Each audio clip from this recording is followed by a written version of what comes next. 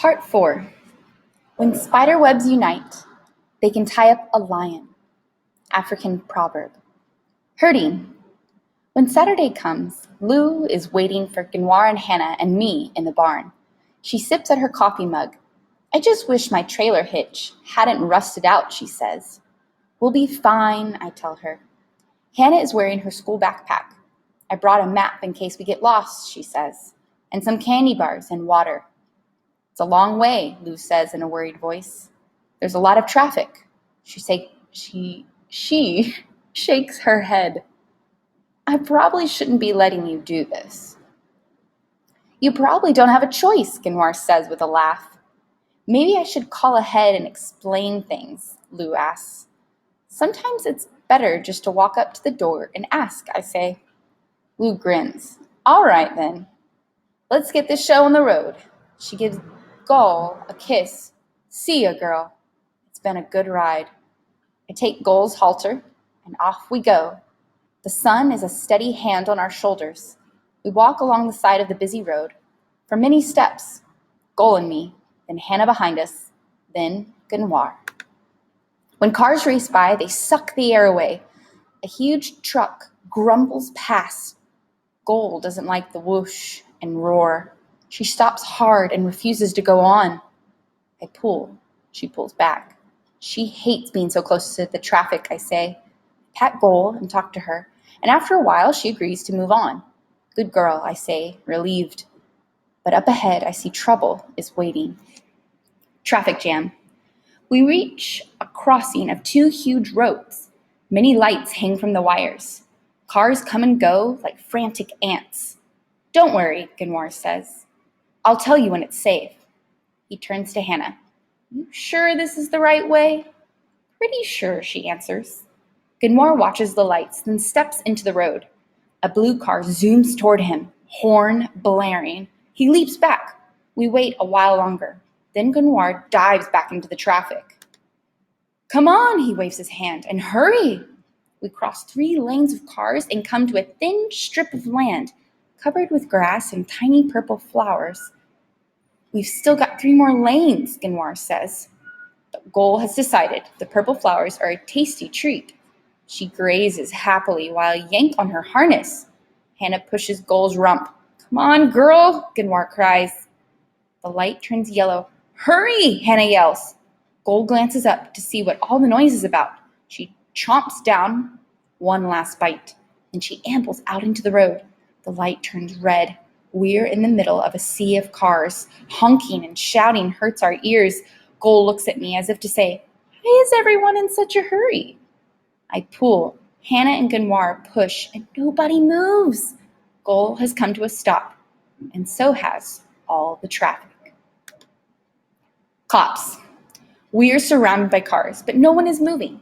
It looks like the parking lot at the mall, only everyone is grouchy.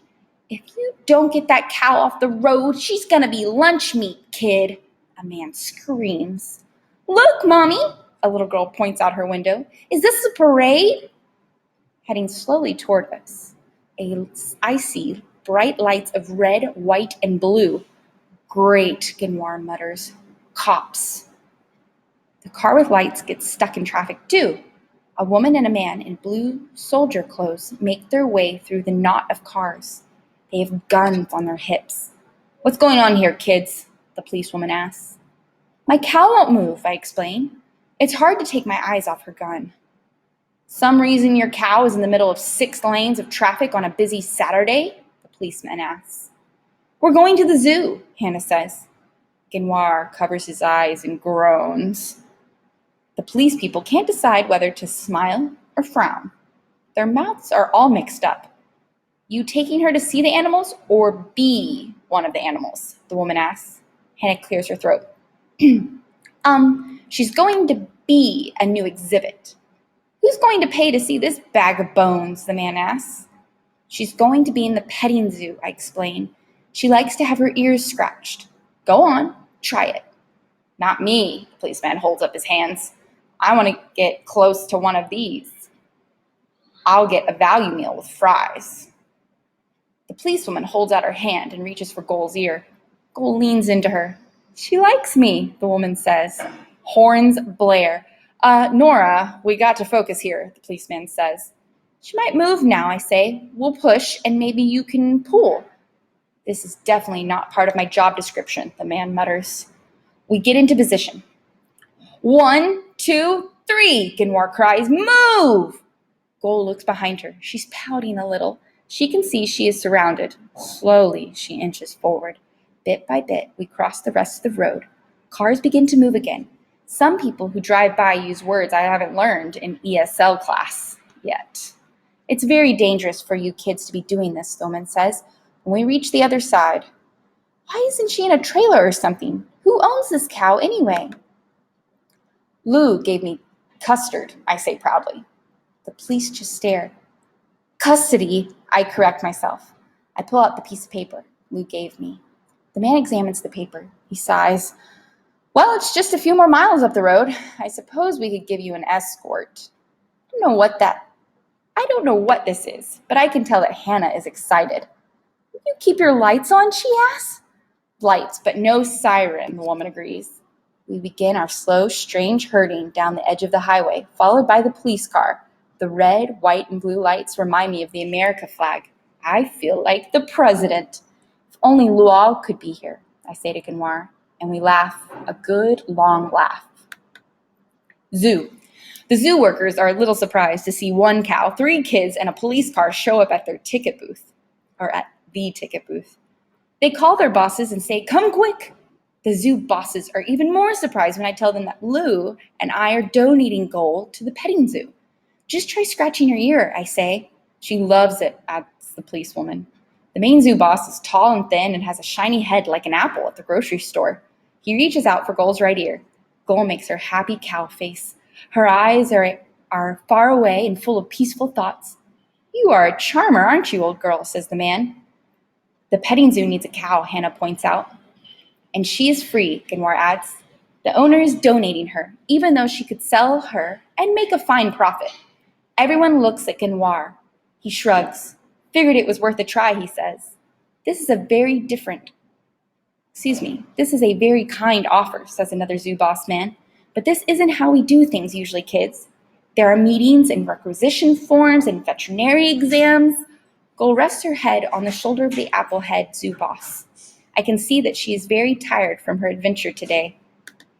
She's awfully affectionate, Harold, the man says, and they make a point. We are in need of a cow. I was hoping for one a little less geriatric, Harold replies. Gol blinks her long-lashed eyes, and Harold smiles. Oh, what the heck, he says. And once again, I see that heck is a very good word. Why don't we send her over to the clinic and have her checked out? If she's clean and in decent health, well, she does kind of grow on you. Ginwar leans close to me. You amaze me, cousin. Hannah kisses Gol, and Ginwar pats her flank, and I stroke her neck and whisper in her ear, and then she goes to her new land to begin again. The police drive us home in their car. They keep the lights on and even play the siren once. What did you whisper to Gol? Hannah asked when we returned to Luz. I grin. I told her if she can move, she can sing. Epilogue. 15 months later. A sandstorm passes. The stars remain. African proverb. Homecoming. The airplanes float in one by one, but each one is the wrong one, and we wait and wait and wait some more. Ginwar and his new girlfriend, and Dave and my aunt sit on the plastic chairs and talk. Hannah stands beside me as we stare out the wall of glass. We know enough to be quiet. In the pocket of Hannah's jeans, I see part of a white envelope covered in curly blue letters. I smile. Hannah carries it with her everywhere. I know how that is. It's fall, and the trees are wearing red and orange coats to fight the icy nights. I think about the trees, the flowers, the brown grass in the fields.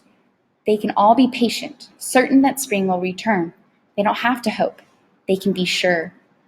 Hope is a thing made only for people, to scrape, to hold on to, in darkness and in light. A scrap to hold on to in darkness and in light. But hope is hard work. When I was a child, I hoped to fly. That was a silly, easy wish. Now my wishes are bigger, the hopes of a man. and they take much tending like seedlings in rough sun. Now I hope to make my new life work, to root to this good, hard land forever. At last the time comes and the door opens and people pour out, but no one is the right one. The sun streams through the glass window, red and gold with the day's last sighs, so bright I have to shade my eyes. One more person comes out, slow and searching. I see other colors too then, blue and yellow. Not the colors of the setting sun, but a flash of something torn from my past. A voice comes, a voice like laughing water on my thirsty heart. My son! And Mama embraces me like we're saying goodbye instead of hello, and around her neck is a scarf made of the softest fabric of blue and yellow. I can't find words. There are no words, not in my old language, not in my new one. We walk together like one person, her arm tied around my shoulders, and the air is wild with talking and laughter and questions, so many questions, but I don't speak. We reach the silver escalator with its melting stairs. Mama freezes. People grumble and step around her. I take a breath. I take a step. I hold out my hand. She watches me rise. She takes my hand, and at last, the right words come. Mama, I say, welcome home.